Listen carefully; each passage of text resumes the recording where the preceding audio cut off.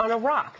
Does that mean that Bin Laden is out of touch with world events and possibly his own terror organization? Joining us now to talk about it, the former governor of Virginia, James Gilmore. He also chaired, as you know, a congressional advisory panel to assess domestic response capabilities for terrorism. Governor Gilmore, thank you very much for joining us. As we look at the situation in Pakistan and we understand that this new tape, whether it's an audio, video recording, we're not yet sure, comes out and doesn't mention it, what does it say about Bin Laden?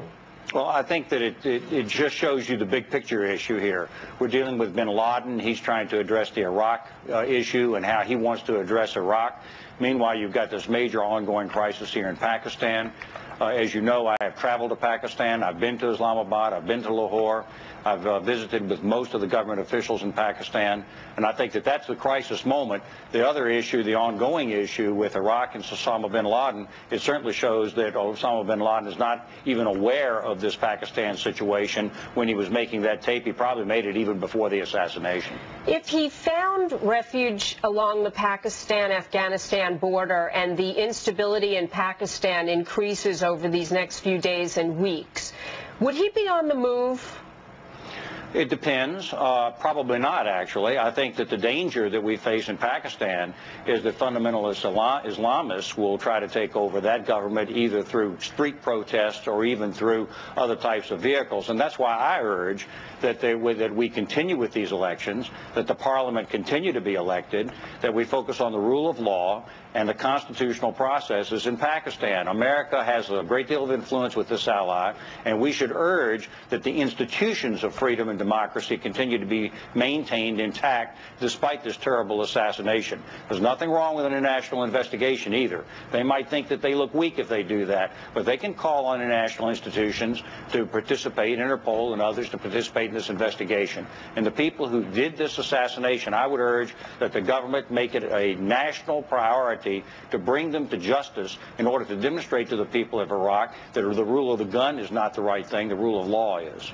It's actually looking more and more unlikely that they will ask for help in the investigation from outside of Pakistan, and perhaps that's a shame.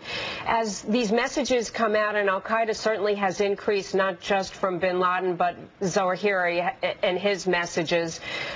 If the messages aren't about relevant topics, does that mean the network is not continuing to recruit and build? It may mean that, but I think that these tapes are a distraction from the main point. United States policy has to continue to focus on the complex nature of this, the fact that the military is in charge primarily in Pakistan, and we have to move it more to a democracy. But people in the intelligence community in Pakistan have had relations with the Taliban and through them into Al-Qaeda. We have to bring a new day into Pakistan, and America has to urge that through its influence. And one more point, this loose nukes issue is a very serious problem in Pakistan. The Pakistani government says that their nuclear weapons are intact, but they have an obligation to reassure the international community that that's the case. And I would urge that the United States use its influence to build a relationship there to make sure that if there's a catastrophe there or a fall in the government, that the United States or its allies has the capacity to work with the government of Pakistan to make sure that these nukes don't in fact get away someplace. Governor Gilmore, that could be the most important point, to keep an eye on those and the concern over those. Maybe in the next couple of days somebody will, surface a clear name of who we can have those discussions with. Thank you very much. Good to see you. Thank you again.